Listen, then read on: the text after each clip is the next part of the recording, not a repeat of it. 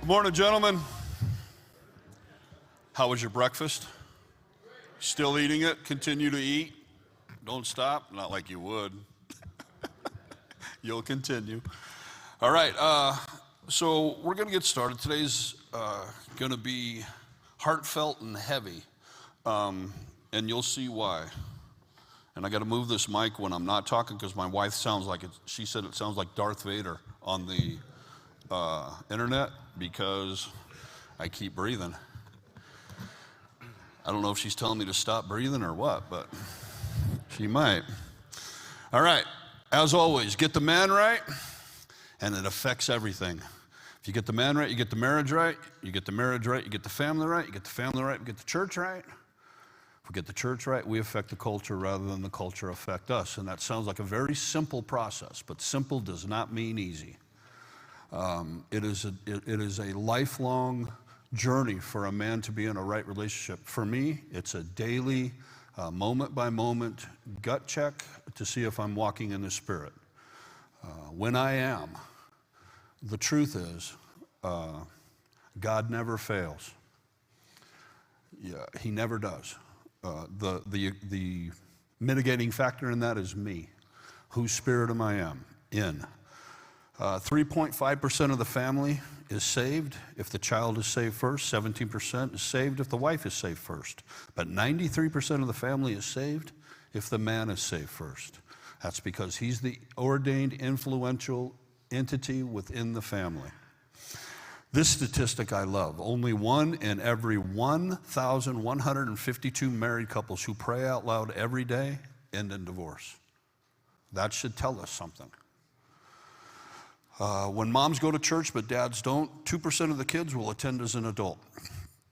When dads go regularly, they're involved. 66 to 75% of all kids, when they turn adults, attend church regularly.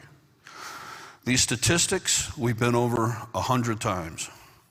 They're the result of a culture of men who have walked out or abdicated their responsibilities within the family unit.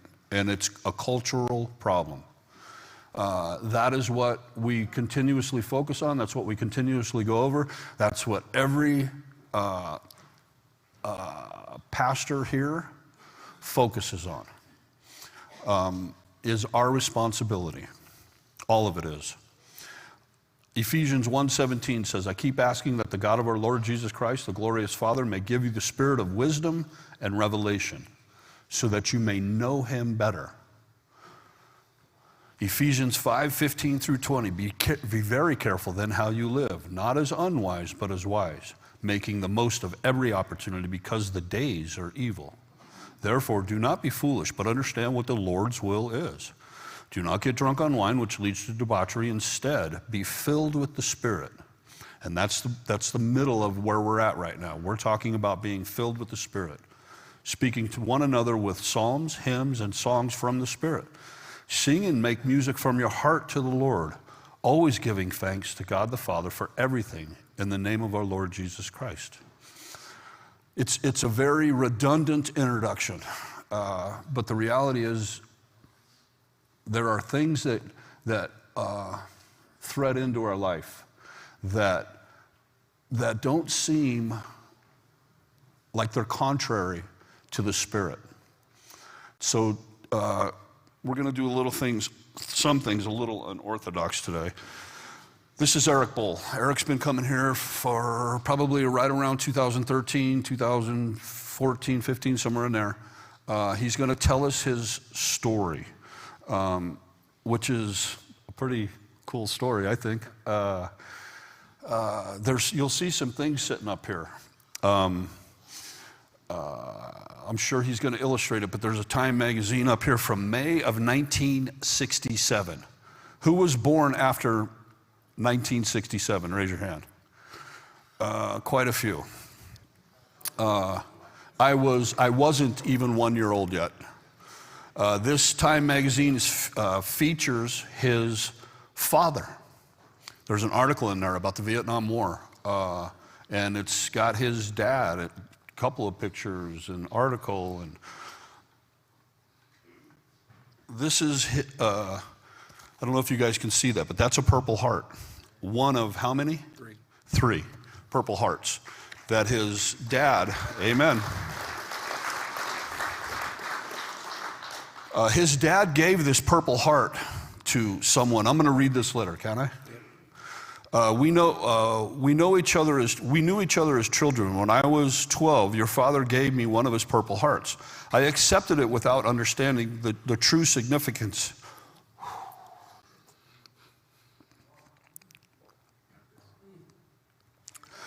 You should be used to it by now. I accepted it without understanding the true significance of his gift. Your father gave it to me as a loving reminder to a fatherless child. I deeply regret that I'm not able to return the original. Please accept this replacement. I hope that it will not only serve you as a symbol of your father's tremendous valor, but even more admirably of his loving heart. Wishing you all the best. And I don't want to read her name, but it's signed by her. That gives you some insight into his father.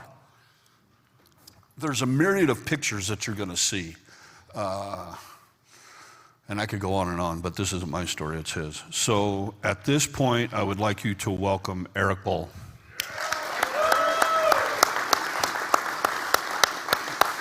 All right, so hopefully, if I sit here, can you hear me?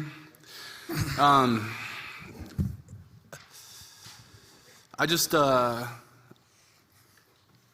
sit here before you guys humbled today to have this opportunity to talk to you.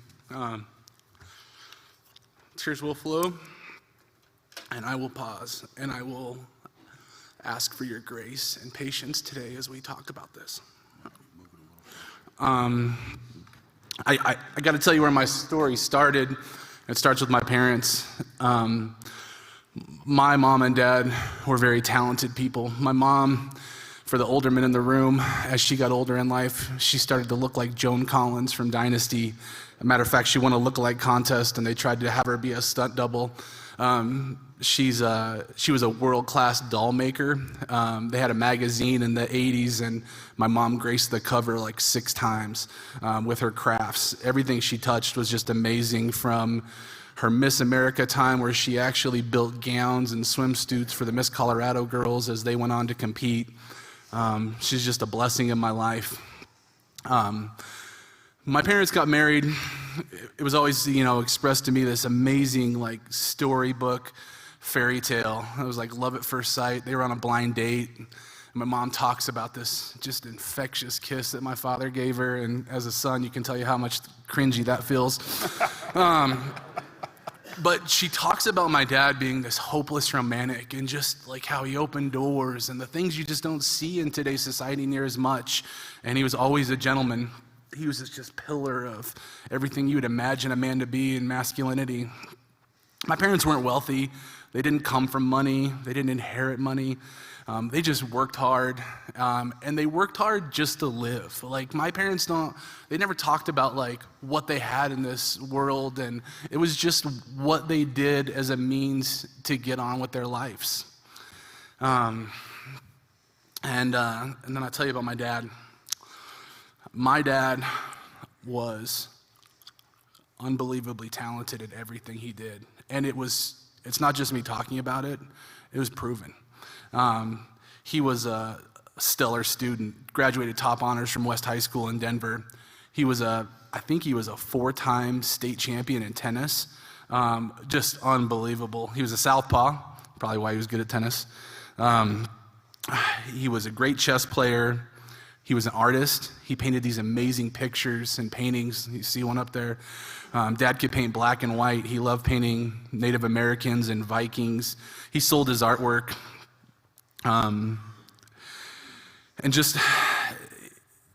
He was a singer. He was a lead singer in a band named Valhalla. They went on to, I think it was California, and they had a battle of the bands, and their band won. And Dad, I think there's a picture on the table showing with his long hair and his mustache that would make most men just jealous. But the thing I remember most about Dad, just being around him in his presence,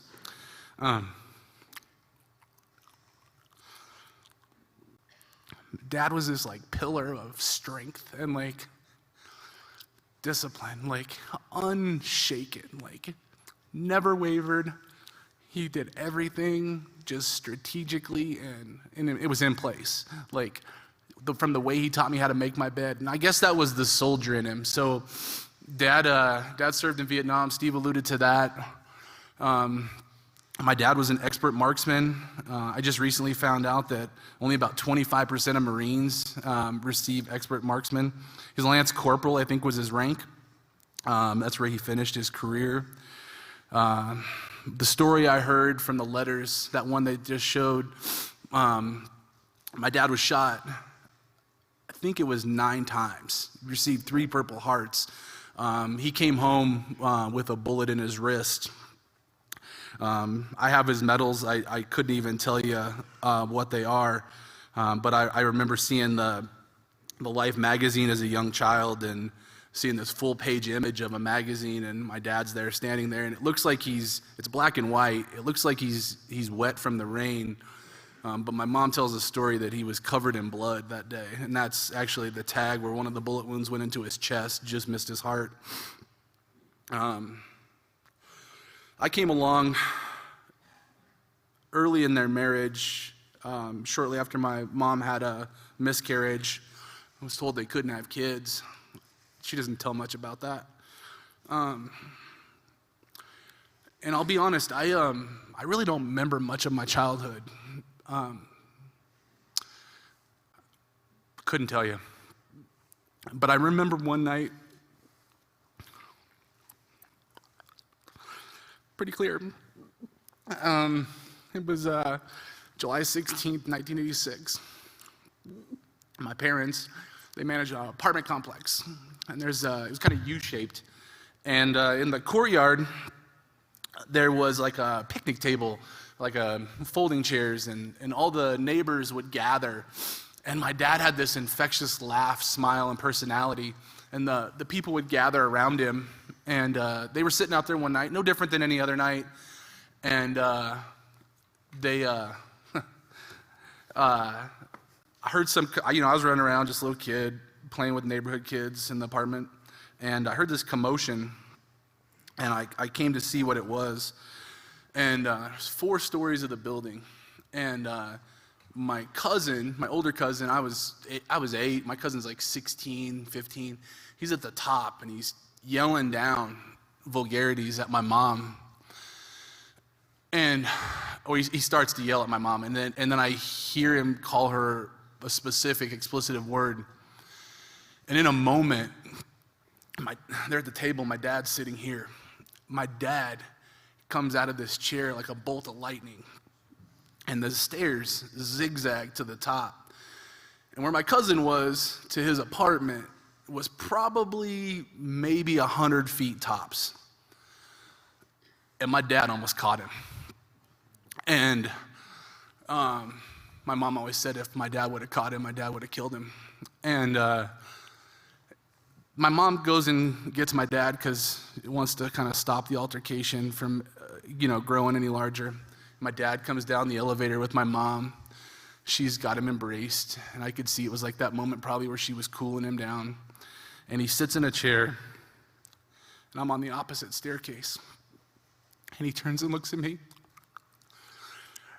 And Dad had these like piercing eyes. And he didn't say anything.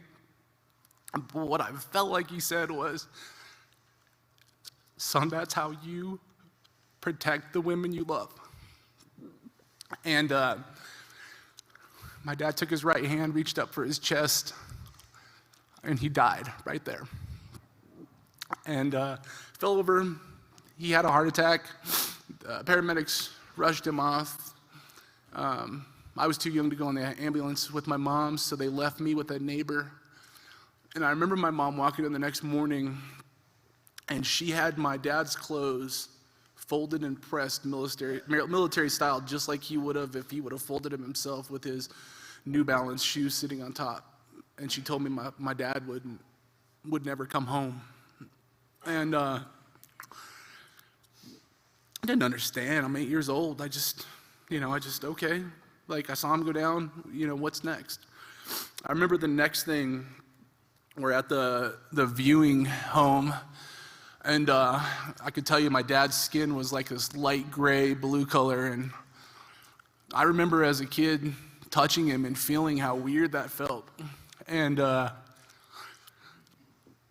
just asked him to wake up. And he didn't.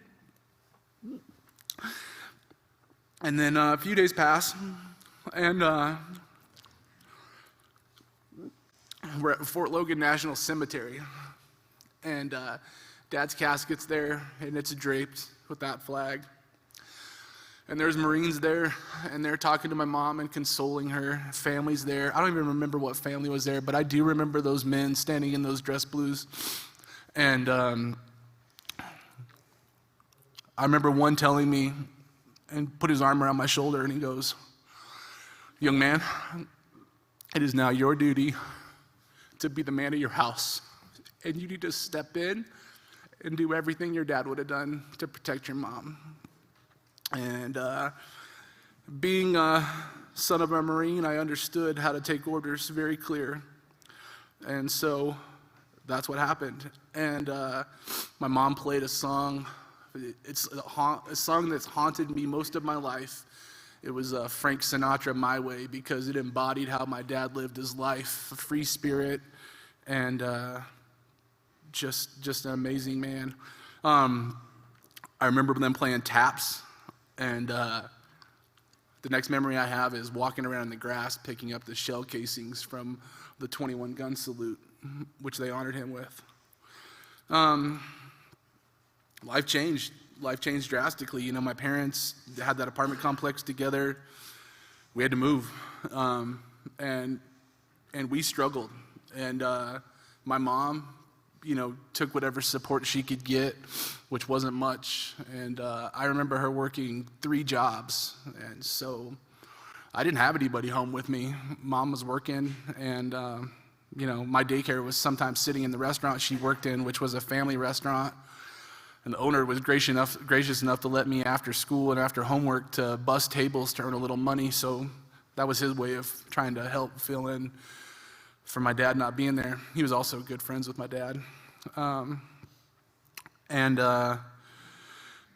It was hard. We moved to the inner city Denver. Didn't know anybody. Obviously hurting, trying to figure out where I fit in, looking for acceptance in this world, and not finding it in many places. My aunt was a pastor, and she tried to grab onto me and introduce my mom and I to the Lord. Took us to a church up in Aurora called Happy Church. Marilyn Hickey, she was there as a pastor. First time as a child I ever saw a woman like in a position of strength, being at that church, and it was really fascinating. I remember it, and didn't know till recently that my mom and I got baptized together at that church. So young, so painful, didn't know what it meant. Just knew I wanted something that made me feel good, and I felt like I don't feel like that's the day that my life changed. But I feel like that's the day that my life changed, because that was the day I feel like I got the invitation. Sometime later that year, I feel like I got to see the power team. Everybody says I didn't, but I feel as a kid I did. They were these superhuman strength guys that came on stage that were Christian men, and they traveled throughout the late 80s, early 90s. And then, but I do remember a very vivid night being at Mile High Stadium when Billy Graham spoke to 77,000 people. And that's the night I felt something different. Tell them about the elevator. Okay. We got to go back in time a little bit on this one then. But, actually, it's probably later that year, maybe. Sorry, it's not backwards. It's back in time for me. I tell my mom about this vivid moment that I remember from this time period of our life, and my mom says, "Do you remember being on the elevator when we went to California?" And I said, "No." But as she's telling the story, I can see my mom sees it. My mom sees what she's telling me. She goes, "We were on an elevator, and this man walked on with two other men, and the son," and she tells me the story 2 weeks ago. She goes, "That man was Billy Graham." And she said, "When he walked on, he greeted us, and he greeted you." And she said, "When he did, you squeezed my hand a little tighter." And he got off at his stop with his men, and then we got off the elevator. And she says, "Do you remember what you said to me?" And I said, "No, Mom, I don't remember." And she said, "Did you see that man?" And she goes, "Yeah." And she goes, "Yeah, that man had a halo above his head." And my mom just said that he had this aura about him. She didn't see anything like that, but as a kid, 8 years old, I don't know where that comes from. And so she tells the story, I get goosebumps just thinking about it. And my mom doesn't talk about God. Until 2 weeks ago, I didn't know my mom got baptized with me and she was saved by the Lord. I've been praying for her salvation for years.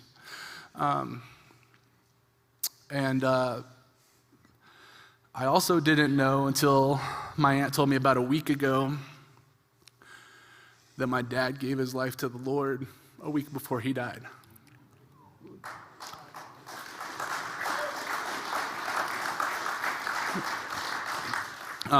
Which, yeah, amazing. Because I never knew where that landed as I was on my own walk. So I'll tell you that youth was hard. Adolescence was hard. There was no roadmap. I didn't have a man in my life. My mom didn't remarry. I didn't have just some distant uncles and some relatives that would come into my life. Everybody thought that after my dad's death, the best thing to care for me was distract me with things. And take me to the movies and this toy store and try to do this, which they were just showing love however they could. I didn't understand it, and at the time it was really hard. But I found sports, and sports became like my safe place.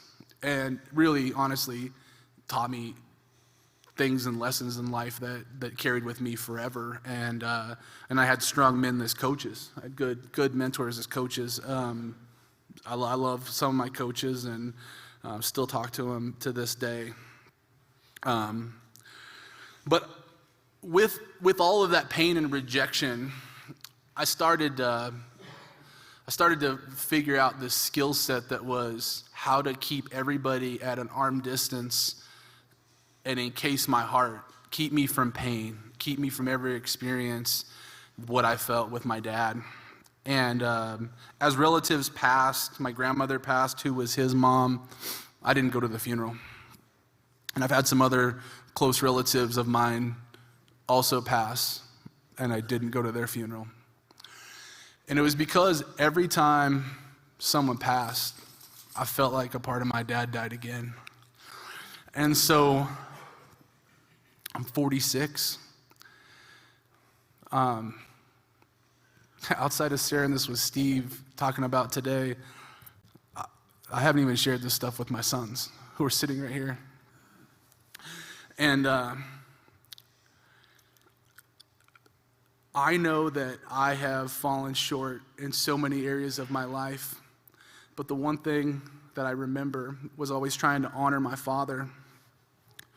And so as I struggled through high school and academically, but thrived in sports, I found myself in a weird place. And fast forward a few years, I found myself in Florida. And I found myself in Florida because life had reached a point here that it was either going to cost me my life or I was going to go to jail, because I had embraced being a rebel son. And I was in a dangerous path of destruction, frankly. And I was afraid I couldn't live up to keeping that promise of protecting my mother anymore. So I ran from this place because I lived in Denver, but I ran from Denver because if I didn't, it was going to take everything from me, or I was going to allow it to take everything from me. And while I was in Florida, I found a church.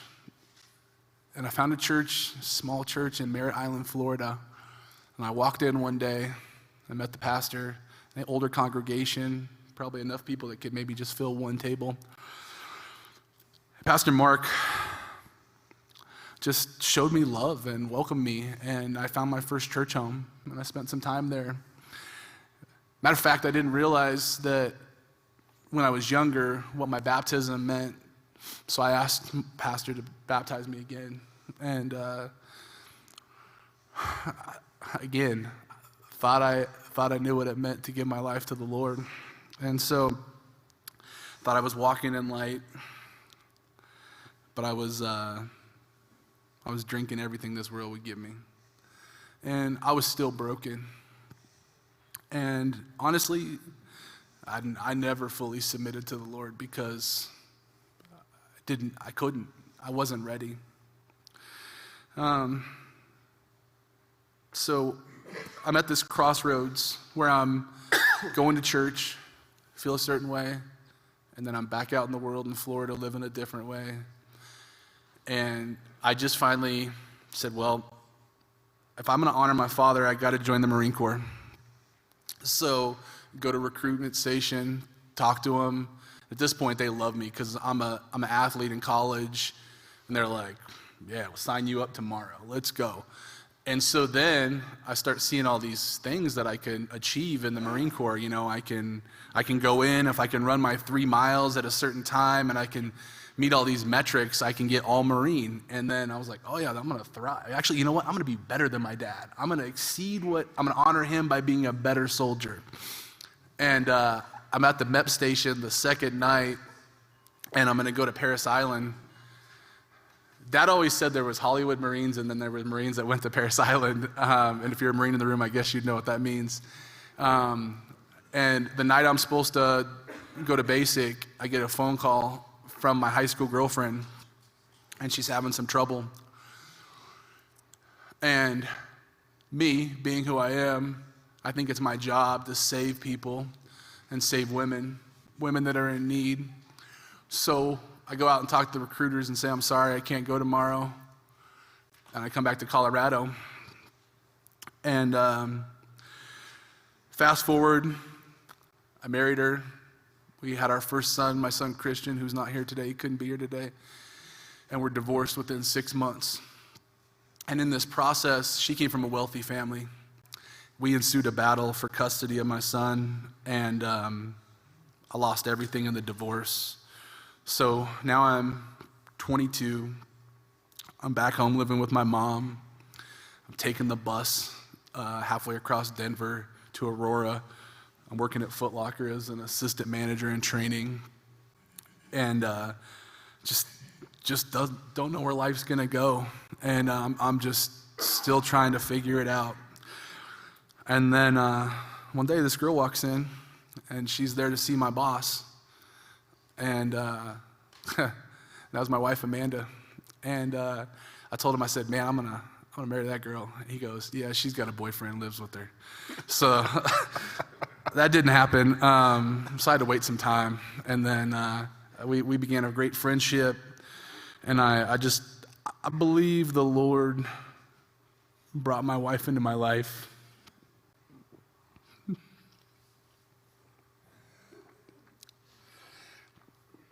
To save me from myself.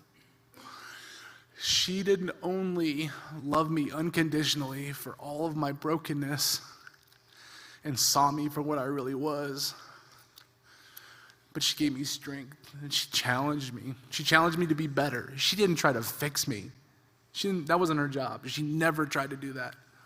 She just said, I know you can be a better man because I see it in you.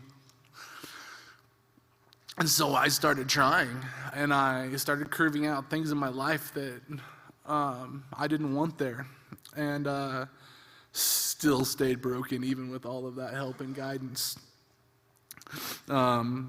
We get married shortly after. I think we were married or dating 2 years, and We're pregnant. She's pregnant. We're pregnant. She's pregnant with my son AJ. And he comes into the world, and he's born with a heart condition.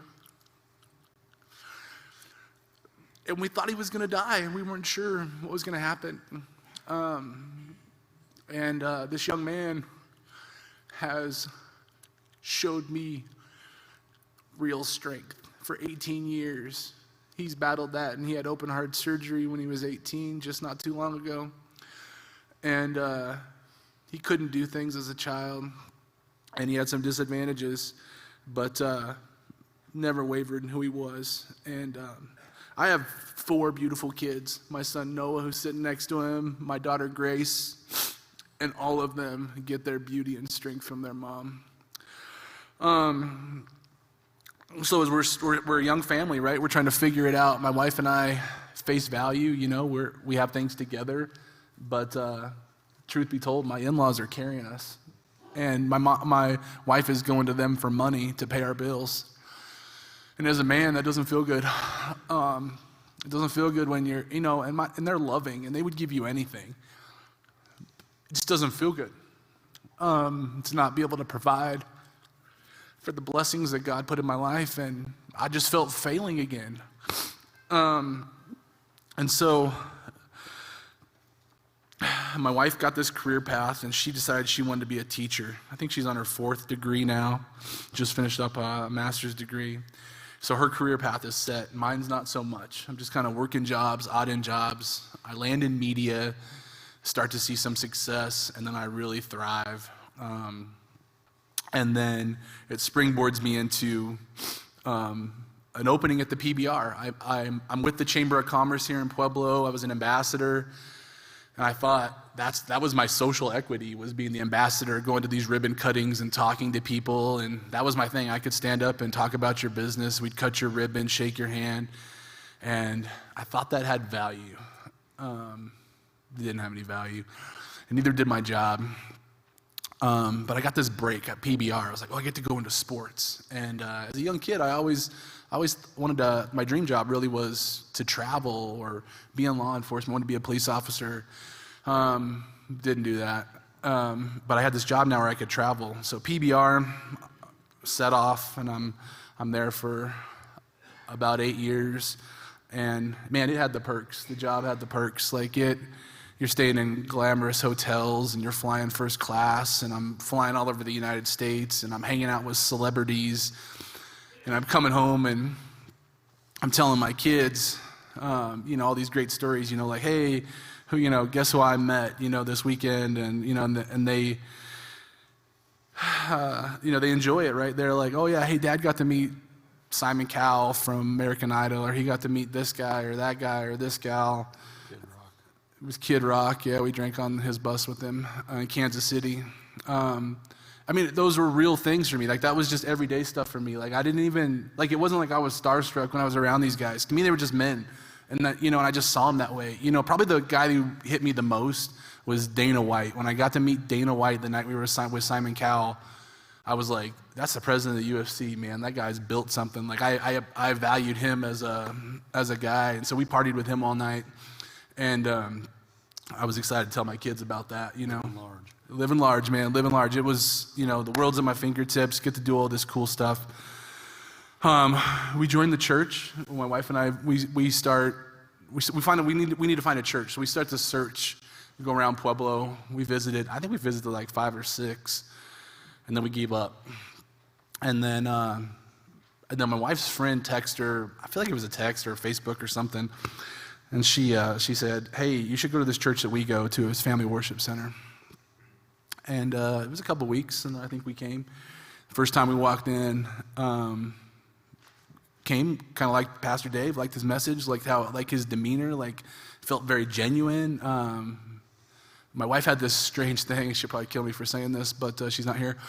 When people spoke in tongues, it made her weirdly uncomfortable. And we went to a couple of churches, and she was like, get me out of here, and so we left.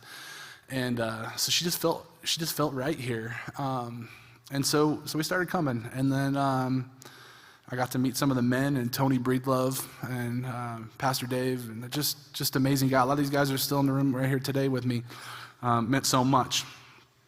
But, again, I started helping out in the kitchen, and it was every encounter I had in this building was at face value. And it wasn't, I made the mistake of thinking it was some of the men that were in this room that they just didn't connect with me. And then Pastor Dave texts me. I'm kind of getting off track, but I left the church. Took my wife and kids, and we left the church. And I started doing some things on my own. But back while I was working at PBR,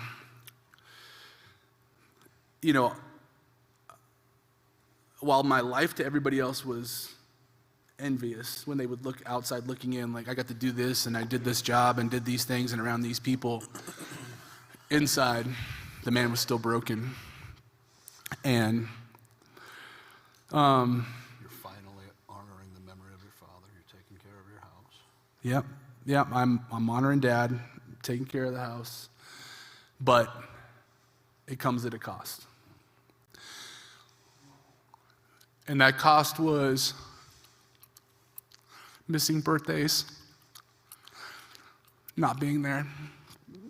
It was missing those moments at practice, not to throw a football or baseball with my sons. And my wife was sending me videos and pictures, and that's how I was living my family. I was flying out on Wednesday, and I was coming home on Sunday. And I'm going to ask you for some patience here.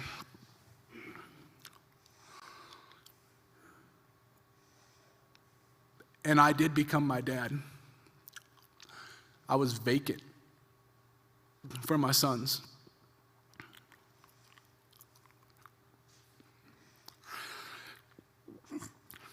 My boys are here today. My oldest is not. But today, AJ, Noah, Christian, Grace, I'd like to ask you for your forgiveness in me being absent. I'd like to forgive me for projecting my pain and my brokenness on you. I'd like you to forgive me, if you can find it in your heart, for not being the spiritual leader of your household and introducing you to Christ like Christ came into my life. I'd like you to forgive me for valuing a man that's died so long ago, and I held you to a standard that was completely unfair because I held myself to that standard. And I just want to tell you I love you, and I'm sorry.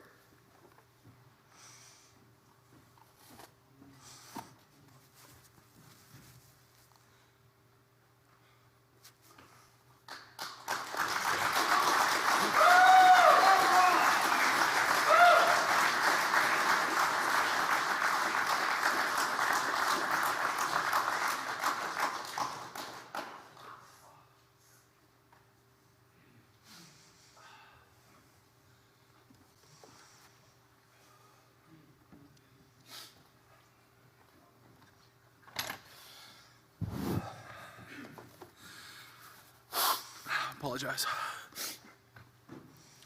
So, this came to me this week, 2 Corinthians 12:9. I wrote it down. I'm sorry, I don't have it memorized. But he said to me, "My grace is sufficient for you. My power is made perfect in your weakness." And that really resonated. Meaningful change doesn't require radical change. To change who you are is to change what you do. And that's what I plan on doing. So I made some hard choices at this point in life. I'd left the church. I had to set down some pride, and I had to walk away from sports. After I worked at PBR, I got a job that would travel less, but it put me with Kroenke up in Denver, and I worked for the Avs and the Nuggets and the Mammoth My office was on the 3rd floor of the Pepsi Center. Friends could call me. I could get you courtside. Wasn't a problem. I could walk you down on the basketball court, all those things. But what I did is I stopped flying for a living, and I started waking up at 4 a.m. to drive to Denver, and I was sleeping on my mom's couch again in Denver because I was too tired to drive home to my family. And I was back in the same cycle of just home on the weekends. So, while I thought I had a career path that made me who I was, I had to walk away from it because it was costing me everything. It was going to cost me my marriage. It was going to cost me my kids more than it already had. So I left and needed to change the pace. And so I take a job in the medical profession doing operations. That's what I'm good at. I can do operations with the best of them, so that's what they loved about me. Not like operate on people? No, not operations like that. Just checking. I wish, yeah. No, business operations. So I could do HR, I could do the bookkeeping, I could do the marketing, I could do all those things. And so I joined a company and working 80 hours a week, but we're making good money now. So now we have a different way we're filling the void, right? So money's good, job's not fulfilling, but it's exciting. I'm learning something new. So it's a little bit challenging. And then I'm about 6 weeks on the job. I walk outside and I feel like I'm having a heart attack. And I go to urgent care, and it was onset anxiety. And so anxiety enters in my life, and it was a panic attack. And so I start having this go on for some time, and I start to break down. I didn't have any more worth, right? Because my worth was in my previous job. So I reached a point where I had entered therapy. I had gained 140 pounds. My blood pressure was 172/91 on a daily basis. Doctors basically looked at me like I was going to just die any moment, especially with my dad dying of a heart condition. But I was killing myself. And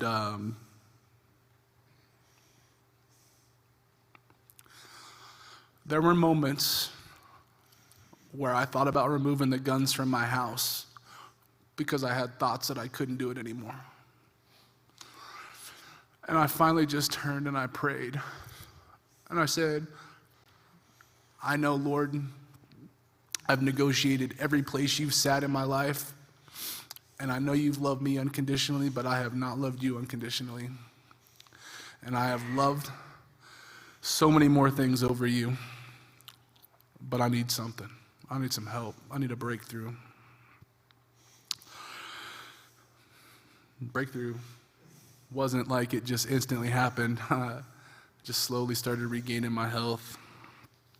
Some time had passed. I was fighting to get my blood pressure down. I was trying to get back into shape, but nothing was working. I mean, I'd be in the gym 2 minutes and my anxiety would flare up. It just felt like everything I did didn't work. And so the more I forced it, the more it resisted.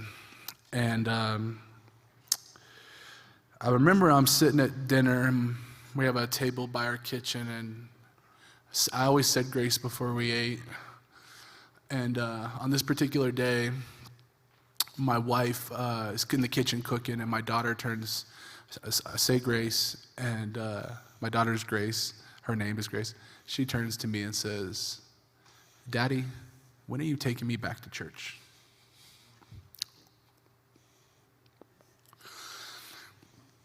And you want to feel like a failure as a Christian man? I can tell you that day felt like a failure. But in a moment, I didn't hesitate. I looked at my wife. We made eye contact. Not a word was said. I turned back to my daughter, and I said, we'll be there Sunday. And she said, I am excited. I want to go back to church. And we came back November of this last year, and we've been in church every Saturday since.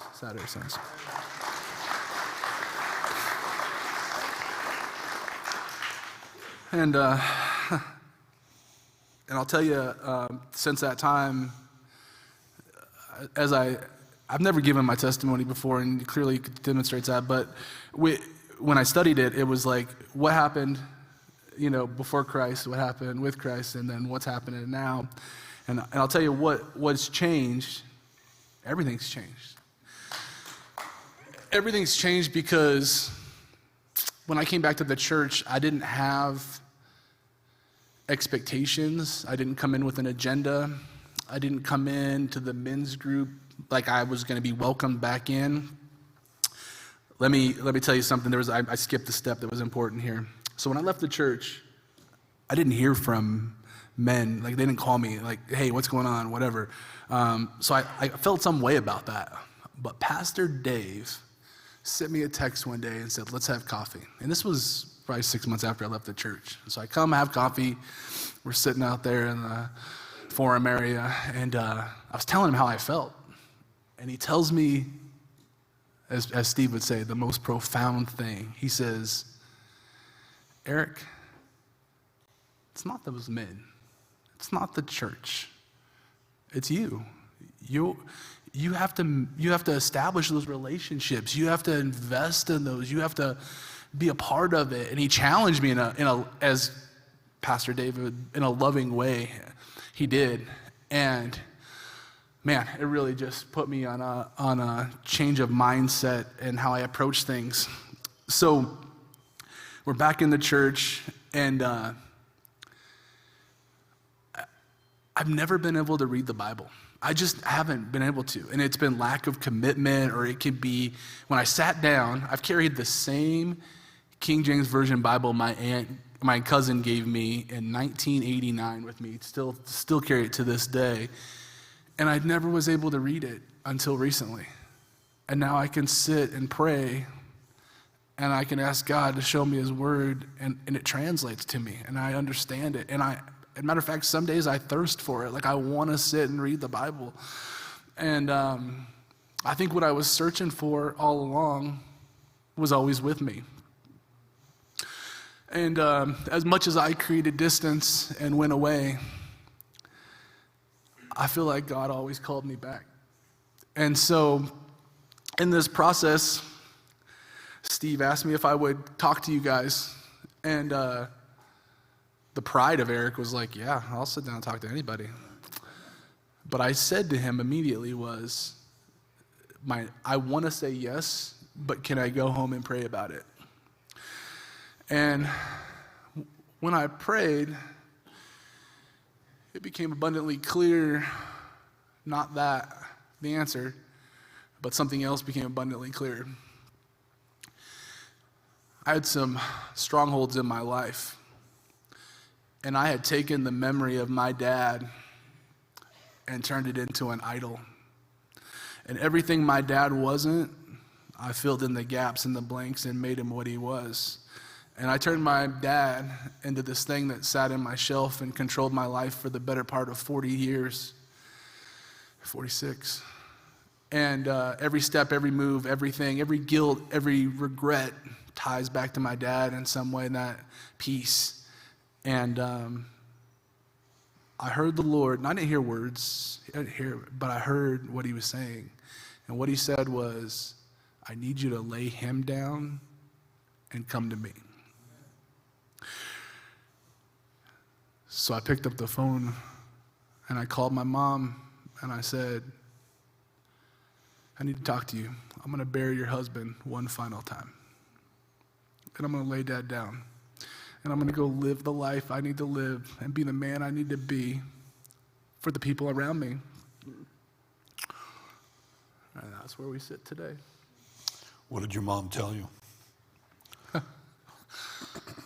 Again, my mom's not a spiritual woman with her movement, but she says, son, and her voice cracked. She goes, that cross was never yours to carry. And I'm so happy you're going to finally lay it down.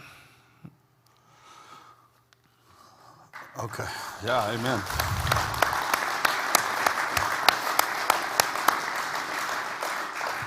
So the reality is you and I could go on and on and on because there is a lot more but for time's sake and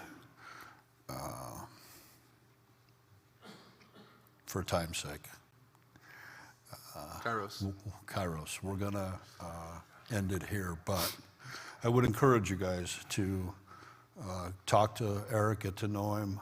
Their table discussions are very poignant. They're going to drill right into what he's talking about. I do want to say this. If there was ever a reason, and there's not, to idolize something, your father would be that reason. He served. He's a hero. He is every young boy's dream father. But there's a difference between a hero and an idol. And I think you've given us I think what I've seen in you is a very, the word Kairos means God's time. I've seen God's timing in your life in a way that our story, all the conversations that we've had, all the stuff that you don't have time to share here today, God is using you in a way that personally, I don't know what it is. I've told you this before. I don't know what he's going to do, but I'm excited for you. I've seen a change. Yeah, hold on. Buckle up. I've seen a change in you from then until now that is amazing. But it's very easy for us as men, people, to have idols in our lives, and they come at a price. I'm grateful that your sons are here today. I'm grateful that you're here today. And I have no doubt that God's got something great in store for you. So thank you for being here today. Thank you for sharing your heart. And give Erik a hand.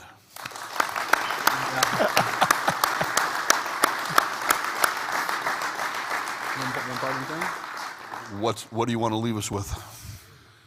I'll leave you with this. And then I'll tell you who said it at the end. God is great. And it's just that simple. God is great. It doesn't get any simpler than that, bro. You can know it all you want, but until you pick up that cross you can't carry, and he picks it up for you and carries you.